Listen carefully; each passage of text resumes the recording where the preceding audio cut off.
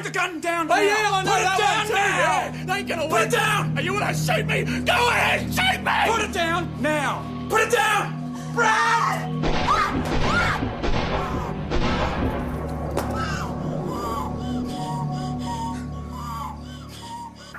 I'm ready. Oh, sorry, I didn't think there was anyone here. Just my jacket. I'll come back. Jacket.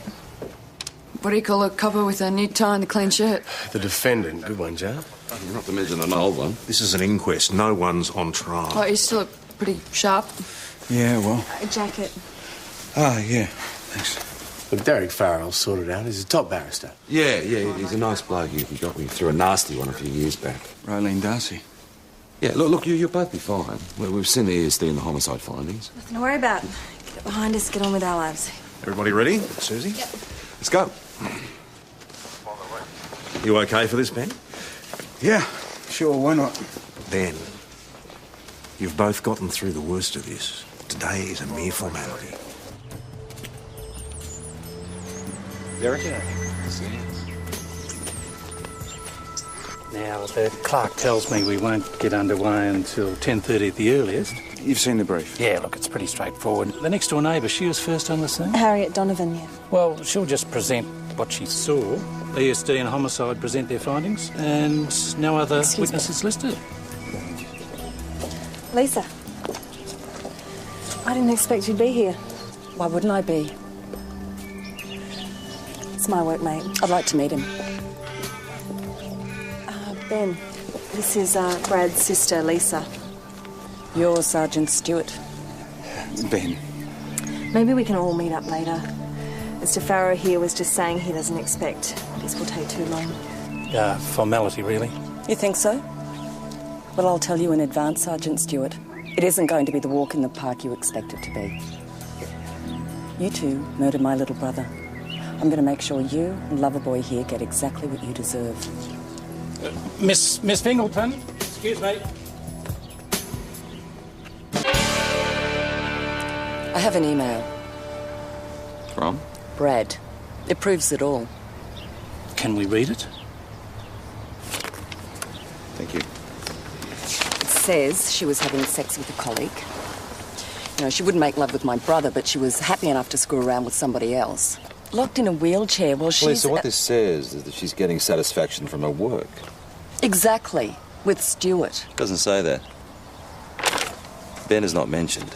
Ah, of course. Well, just wait till I'm in the witness box, Detective Hasham. When I've had my say, the coroner is going to get the message loud and clear. We just need to scotch any thought that Ben and Susie were an item. Ben's engaged to be married. His fiancee's a Salvation Army captain. Her word should carry some weight. I don't want to drag Marissa into this. Evidence from her could testify to the improbability of the alleged affair. We'll get Parish to collect them. Right, I want to go through your statements. You say you and Ben were alone in the station when you realised the gun was missing? That's right. No, Marissa was there, remember? Dinner date with the thingamies from the church. I'm so sorry. Don't think Keith and Jane are taken to be called the thingamies. It's my fault. I'm really sorry. It's fine, don't worry. You guys go ahead and I'll lock up. And she'd gone before we looked for my gun. That is not what I remember. There can't be any discrepancies in the evidence you present. I know that. I'm sorry, Ben. No, come on, Marissa. We were going out to dinner and you came by to collect me. Well, I remember it, but I left almost immediately. I really didn't see anything. Are you sure? Could be important. You guys go ahead and I'll lock up. Yeah, why don't you go ahead? I've got my car here anyway. I'll catch you up. Yeah, but don't be long. No, 2 minutes. That's all it takes. Yeah. Yeah, right, whatever you say.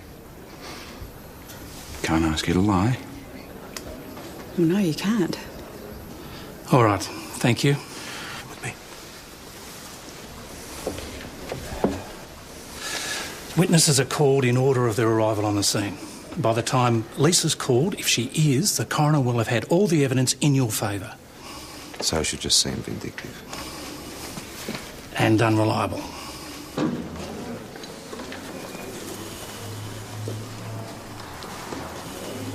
Who's that guy Lisa's with? That PJ is Michael Stackus, SC. So why is he talking to the coroner and a senior counsel for an inquest? You'd have to ask yourself why. We're about to find out. I've just had a very serious allegation put to me that may go to motive. I take it you're referring to Lisa Fingleton's accusation? There's nothing to it. Well, the witness believes that she has evidence to back up the allegation. You're calling her? I'm not only calling her, I'm altering the lineup of witnesses to hear her first. Do you need some more time to consider her statement? No, we're aware of Ms. Fingleton's intentions. We've no fear of them. Good. You reckon?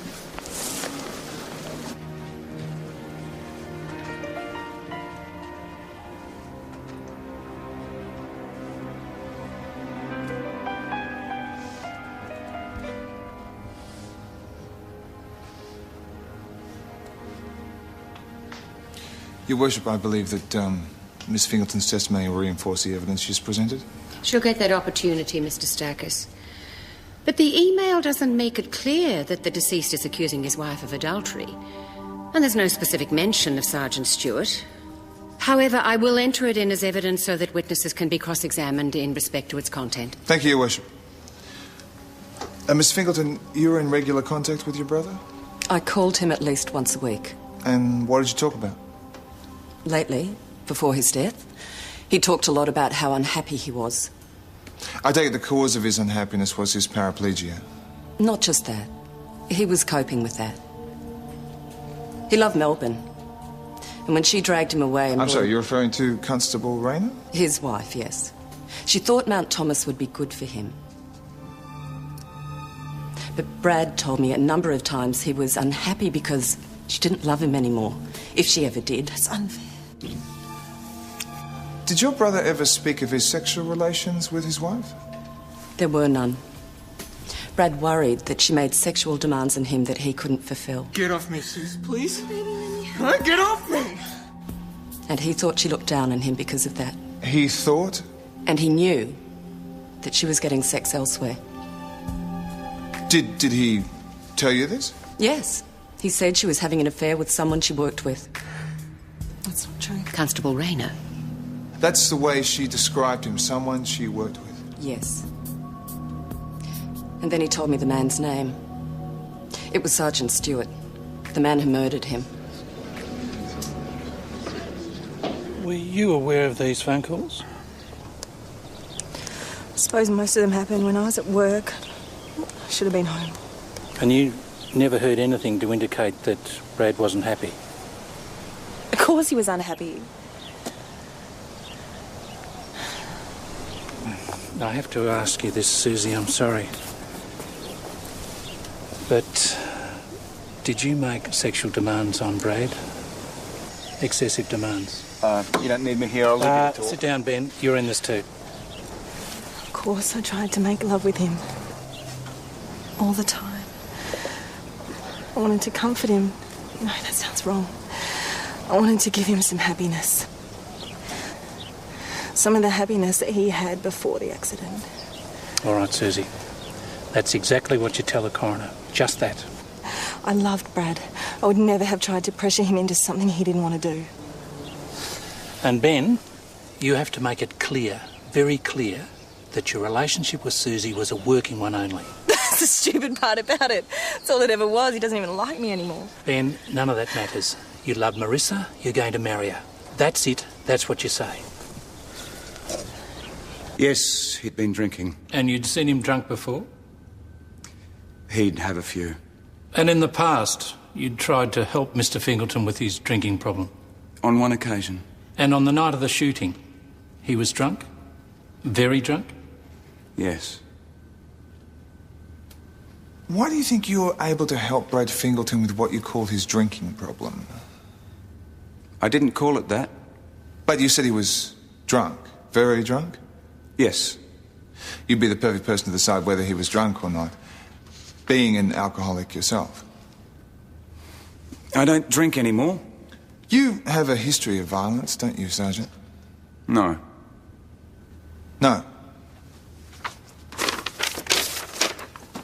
Were you not in serious trouble for striking a prisoner some years ago? In the line of duty.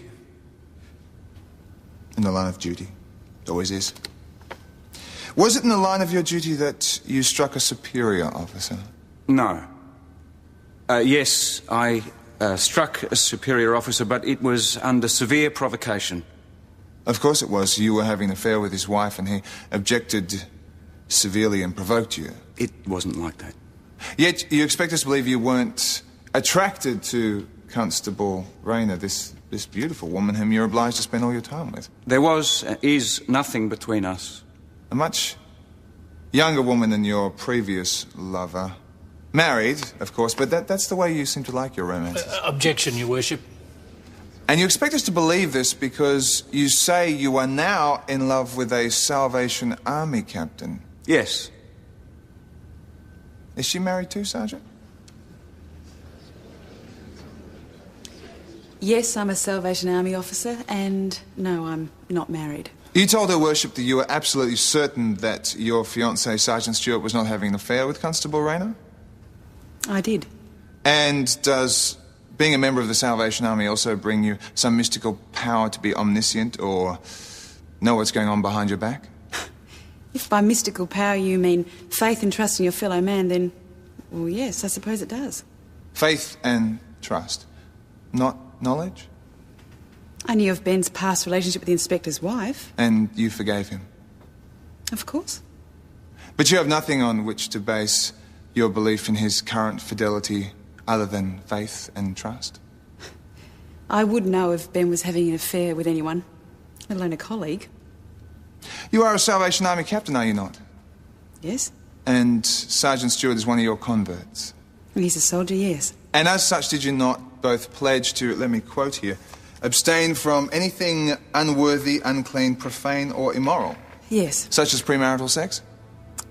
Yes. So, Sergeant Stewart, who has a long history of dalliance with married women and others, has miraculously sublimated his raging desires for the Salvation Army? Yes. Do you really expect us to believe that? Yes, I do. I should think it unlikely that Constable Rayner has taken the same oath of celibacy. We've heard about the excessive sexual demands you made on your husband. Objection. Withdrawn. How often did you demand sex from your husband, Constable? Objection, Your Worship. Mr. Stackus, this is not a criminal court, and no one is on trial here. You are, I take it, a normal, healthy woman, Constable? I suppose so. We can all see that you are. And as such, you have the normal needs and appetites of a normal, healthy woman. I suppose so. So when your husband, crippled as he was unable to satisfy your demands, who did you turn to, Sergeant Stewart? No, I didn't. Objection, Your Worship. Mr. Stackus. Withdrawn, Your Worship. No one is on trial here. They're crucifying us in there. Come on, Ben, it's just tactics. Lawyers justifying their money. It's typical. They've got nothing to go on, so they spend their time harassing you and Marissa. Evidence. That's all that matters. It was the noise that upset me. You heard the noise of the shooting? Oh, yes, but I'm not referring to that. It was the other noise. I'm sorry, the other noise? Well, the walls of that flat are paper thin. I could hear them there all the time, sometimes at night and sometimes in the middle of the day. I'm sorry, who exactly are you referring to? Well, them, of course. The police officers, her and him. Always there, going at it like a couple of randy cats. Mr. Farrow? Yes, Your Worship. You understand, Miss Donovan, that you're under oath? Of course I do. And that these accusations amount to perjury? Well, I'm not making any accusations. I'm only telling you what I heard. Then you must have also have heard the shouting at the time of the shooting. Well, I could hardly not hear it. Well, then you heard Sergeant Stewart shouting, "Put down the gun, put it down." No, I didn't hear that. Miss Donovan, you're under oath. And you just told us a moment ago that the walls are paper thin, that you heard the shouting. What I heard was that poor man, the one in the wheelchair, shouting, "Please put down the gun, please don't shoot." I put it to you, Miss Donovan, that you are deliberately lying. Well, I'm telling you exactly what I heard. Then why did you not make these allegations in your statement? Well, they're the police. They can get away with anything. And they're murderers. But I saw her put the gun in his hand. Oh, come on. If they can kill a man in a wheelchair, then what can they do to me?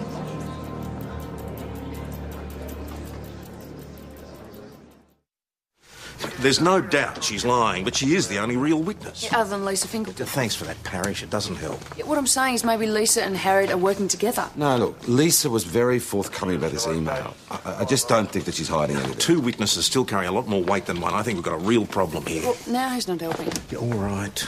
Let's concentrate on breaking this woman's story. Look, I can understand what's driving Lisa, but what is driving Harriet Donovan? Well, there are two types of people that have it in for the coppers. Crooks that have been caught by them and victims that think they haven't seen justice done. There's no Harriet Randall either. Randall?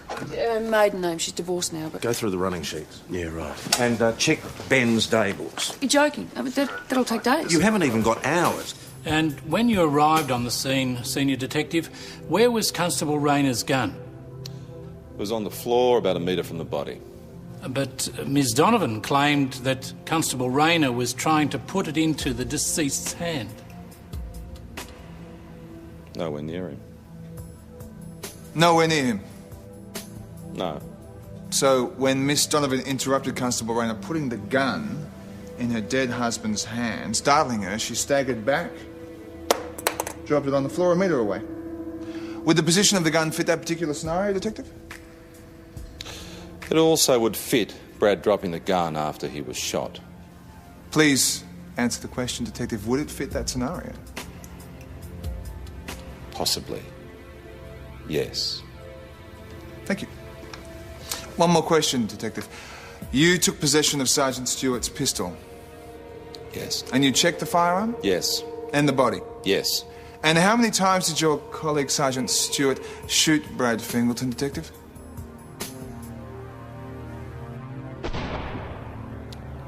4 times. Four times. Your colleague with his .38 caliber pistol shot Brad Fingleton, a man confined to a wheelchair, 4 times. Well, you actually can't put it that simply. Please answer the question, Detective. Did he shoot this paraplegic man 4 times?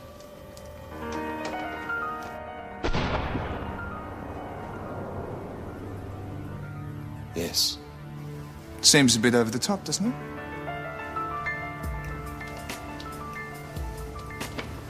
Are police members trained in the use of their firearms, Senior Detective? Yes, of course. And what is the training procedure when a member is confronted by an armed attacker who you believe is about to shoot you or any other person? We're trained to aim at the largest part of the body, the upper body, and to continue firing until the threat no longer exists. And why is that? Because the first bullet doesn't always stop the assailant. And in your... Please, when I was confronted on the job with a woman with a machete, I had no choice but... Listen, this happened in a split second. This was my brother, and I'm a man in a wheelchair. Miss Fingleton, please sit down. Here. Herbert Randall. It's the same as Harriet Donovan's maiden name. There's got to be a connection. This guy's 82 years old, lives on Babbage Street, complaint about a dead dog. I bet Ben's made the file, no offence detected, so it might be a dead end. Yes, Harriet Randall. Is her father's name listed by any chance? Yeah, Herbert, thank you very much. Yeah.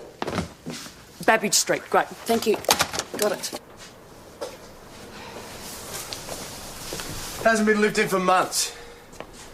This is serious, Joe. Yeah, I'm calling the agent. We've got to find this Herbert guy. Message bank. Hi, this is Senior Constable Parish, Mount Thomas Police. Could you call me ASAP? Thanks. This is not looking good. Do I tell that to Ben? As soon as we realised my gun was missing, we rushed out to find Brad. We checked the house. He hasn't lived in it for months. It's empty. It's up for sale. That's all you found out. And I was worried that he was... Senior Sergeant Croydon. Sorry, Your Worship. Go on. He'd been drinking. He had the gun and he was angry. Why? He accused Sergeant Stewart and me of having an affair. And were you? No. Definitely not. What happened then? My husband was pointing the gun at me, and Sergeant Stewart drew his own gun. He tried to talk sense to Brad, but Brad wouldn't listen. He then aimed at Sergeant Stewart, who'd moved away from me, my husband was shouting. Sergeant Stewart kept asking him to put the gun down. And what were you doing? He aimed at me again. He said he was going to kill me. And that's when Sergeant Stewart fired. He fired to save your life?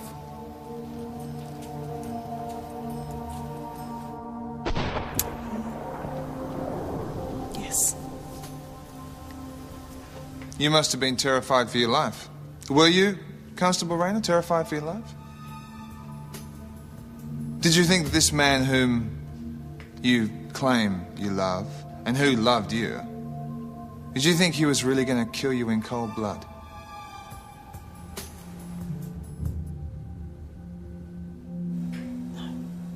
No?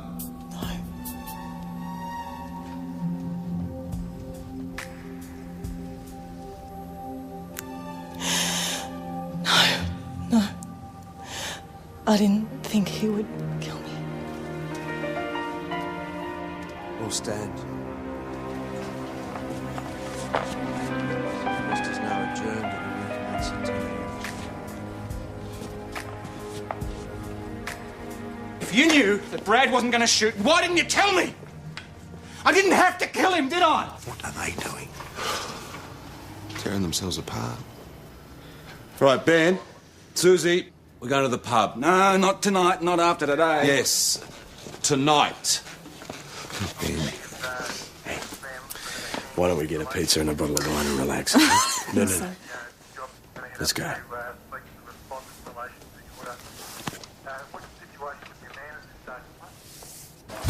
This could be the condemned man eating his last meal, Chris, so I get a good one. Oh, there's one for Susie too, not coming? Ben? Sorry, I should have warned you, they're doubles. Hi. Hi. Drink? Lemon lime and bitters, thanks. Yeah, I'll give it. Another one of these for me. You've had a hard day. Oh, I don't know. Mere formality that turned out to be a witch hunt. I think the worst of it's over. Really? I'm the guy who killed a man because he wasn't going to shoot at his wife. Susie wasn't dumping on you, mate. Well, you'd know. You were the one who made a meal out of how many times I fired. How Brad wasn't a madman with a machete. He was just a cripple in a wheelchair. Did I remember to thank you for that? Ben, don't say any more. What more could I say, Marissa? What else is there that I could say? You've had a drink and you're just not used to it, but... No. I'm a reformed alcoholic. And a womaniser. And a killer. Oh, Ben, don't. I don't know why on earth you would want to marry me. Because I love you. Then you must be a fool. Where are the drinks? You're not getting one. Right. I'll get my own.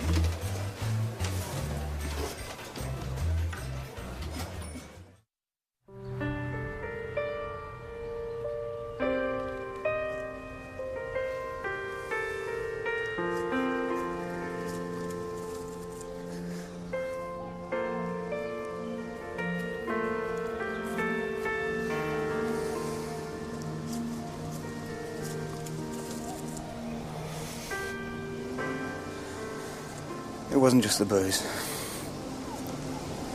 Sometimes I'm my own worst enemy. I'd make a dreadful husband. You don't mean that. I'd never blame you if you changed your mind, if you didn't want to go through with it. Ben, of course I want to go through with it. But do you? Yes, of course I did.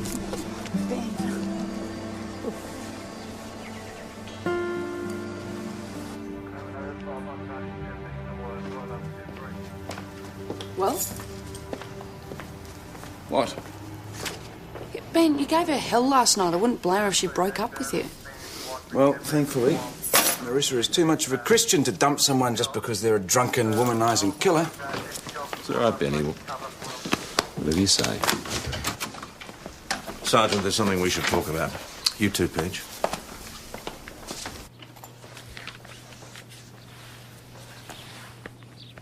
Herbert Randall. Yeah, Bert, that rings a bell. I hope it does more than that. We need to know what's behind Harriet Donovan's testimony, and this is all we've got. He's her father. Yeah, he made a complaint a few months ago. Yeah, I remember him. He's a nice old bloke. He's half-deaf. And he had a dog. He called it his hearing dog. Hearing dog? Yeah, he said that it did his listening for him. It was a boxer, and he called it Rocky. And he reckons that someone poisoned it. And had they? Well, he blamed the woman next door. Well, it's in your daybook. Reynolds? Jill Reynolds? Yeah, right. But she didn't do it, that's right. She was a really nice person. She used to look after him, cooking meals, that sort of stuff. She could talk, though. What's this got to do with his daughter, Harriet? I'm sorry, boss. I got no idea. I marked the file, no offence detected, and I forgot about it. Might be worth having another word with the neighbour, eh? Well, the estate agent says Harriet Donovan's handling the sale on behalf of her father. Did he say why? Well, he's in a home. Doesn't look like he's leaving anytime soon. Hey. She look like a dog killer to you?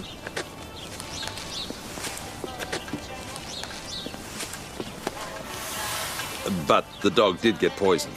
Yeah, he blamed me. Oh, did you? Oh, I couldn't do a thing like that. And it was a wonderful hearing dog. We did have a possum. Sorry? In the roof. Filthy creatures, they poo and wee everywhere. Oh, excuse me.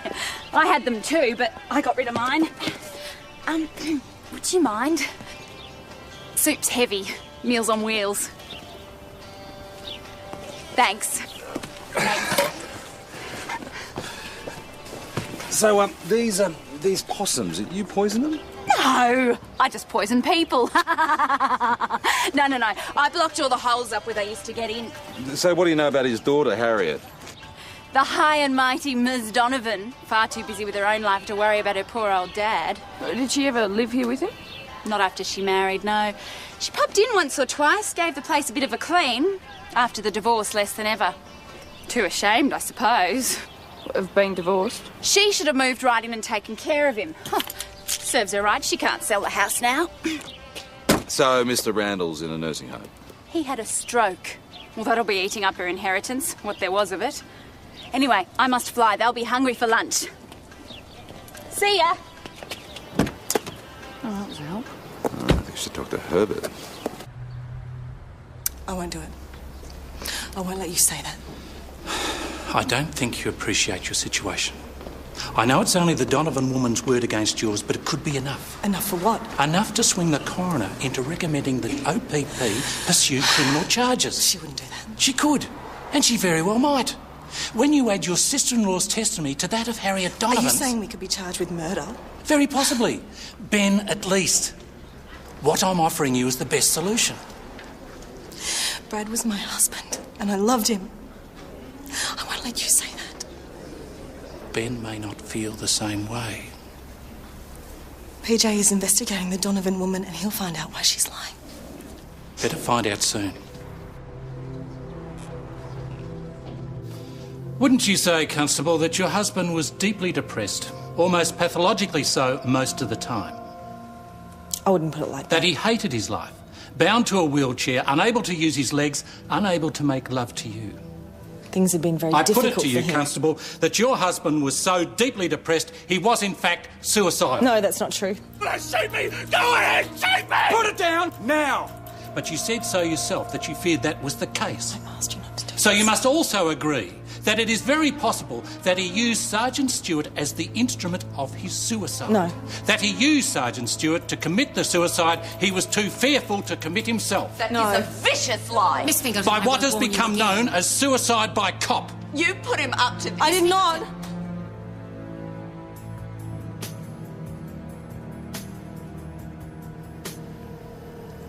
I told you not to do this.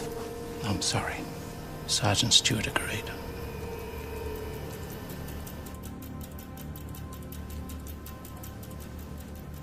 Please state your full name and occupation. Marion Johns, police psychologist. Miss Johns, as police psychologist, it would be your job to treat Brad Fingleton and his wife after the accident in which he became a paraplegic. That's correct. Can you tell us how you found them to be coping? Well, Constable Rayner seemed to cope quite well. She has a great deal of strength. And her attitude to her husband? She seemed anxious to do everything that she could for him. She seemed to be putting her own welfare on hold while she helped minister to his.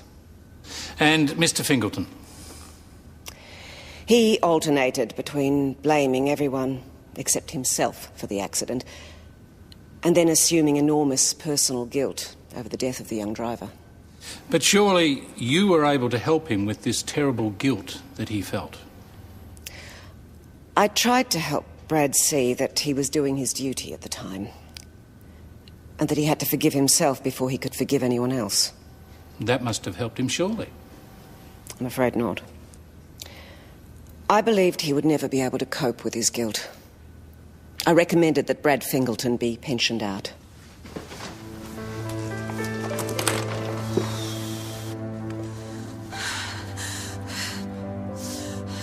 I never knew that.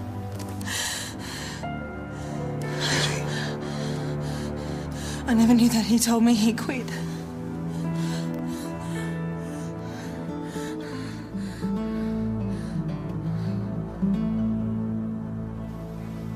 And Ms. Johns, you also treated Constable Rayner after her husband was shot by Sergeant Stewart. Yes, I did. And is it possible that beneath her natural grief, she felt some element of relief at her husband's death? A young woman, healthy, with normal appetites and desires, suddenly finds herself chained to a man in a wheelchair. Mr. Stackis, that point has been made. Your Worship. Is it possible, Miss Johns, that Constable Rayner felt relief at her husband's death? It's possible, yes. Susie, listen to me. Leave me alone, Ben. No, hear me out, please. After Harriet Donovan's evidence and Lisa's, the coroner could well recommend murder charges. Would you leave me alone? Derek thought that it was the only way for us to go, for both of us. I'm sorry, Susie. I'm so sorry. Why don't you get yourself a coffee?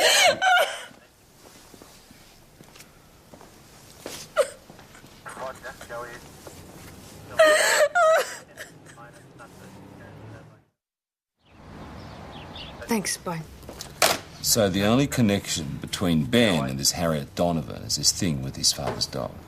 And what with his stroke and deafness, we got exactly nowhere with him. Well, look, I put it down as no offence detected because I figured that he probably poisoned the dog himself by mistake. I told him that the dog died of natural causes.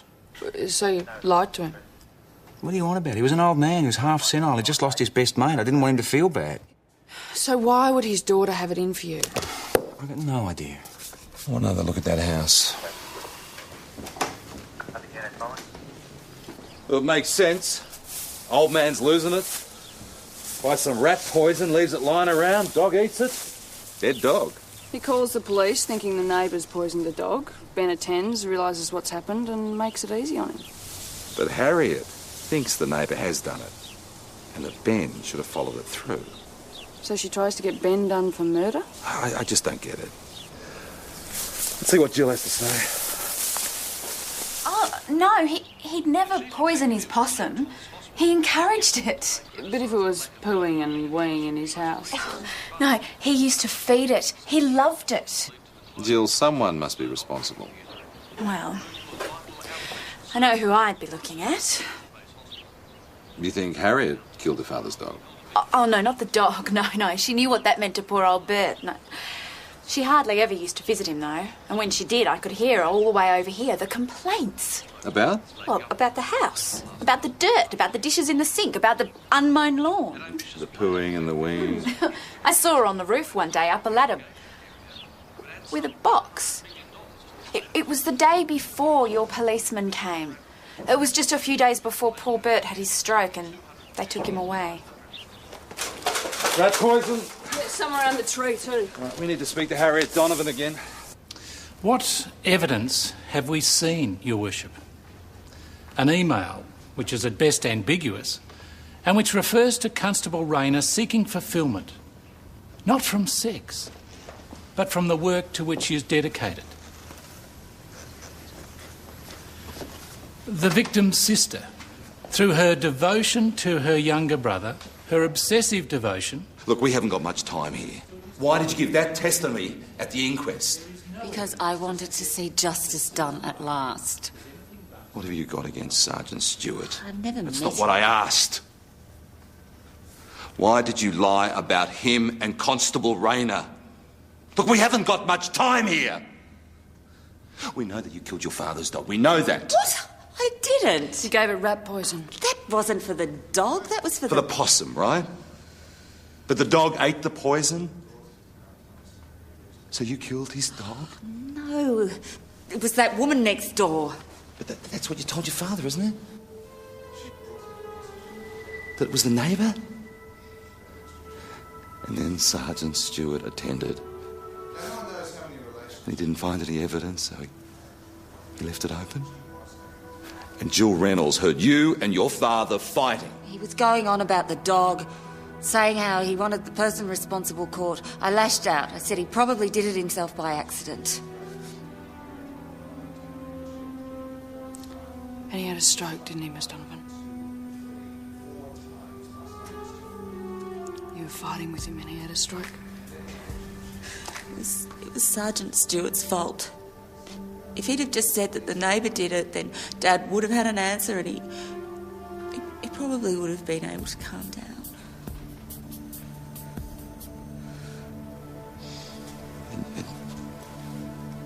And you could pretend you weren't responsible. Harriet, we need you to tell the truth. An affair is not a crime in itself, but the killing of Brad Fingleton and the attempt to place a gun in his hand must be heard in the criminal jurisdiction. Your Worship? Detective Hasham, what the hell's going on? Your Worship, a serious matter has come up that could affect your findings. Mr. Farrow, do you know about this? The matter is serious, Your Worship, and I think you should hear from Harriet Donovan. I lied.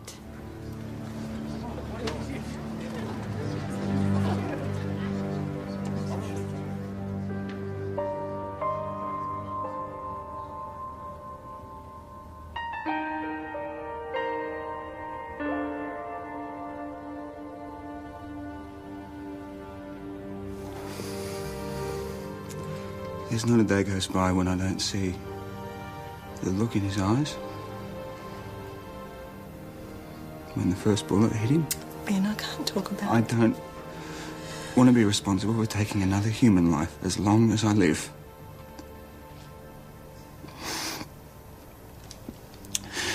I don't know how to face myself. I don't know how to face God. I killed him, Susie. I'm a murderer. No, you're not.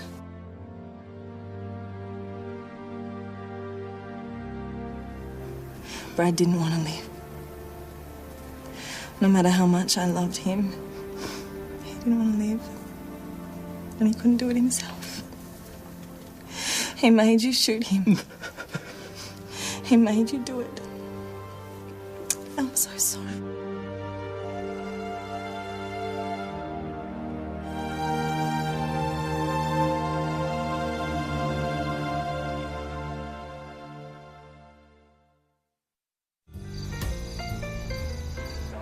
I find that Sergeant Stewart's actions were reasonable In the circumstances, and cannot be attributed any blame. I make no adverse finding. Excuse me?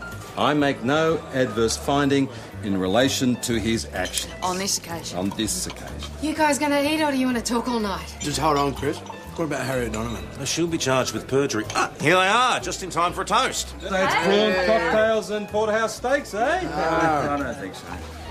Well, what about a toast to our friends? Well done. Congratulations. Yeah, congratulations. Cheers. I'm not staying long, just hoping to see you for a moment alone. Yeah. Yeah, of course. Excuse us.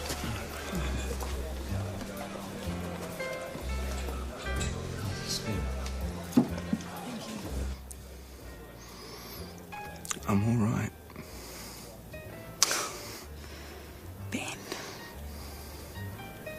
do know you love me. In your own way. But it's just not going to work, is it? We both want to be the rescuer, not the rescued. And it's just not going to work, is it?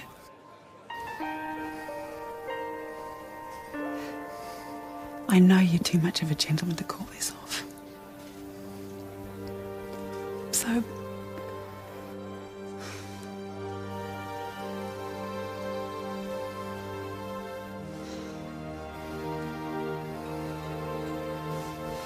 I want to do it for you.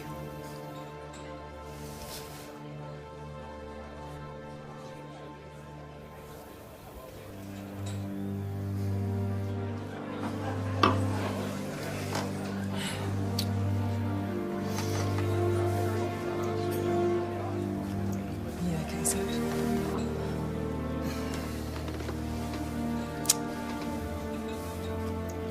A mere formality.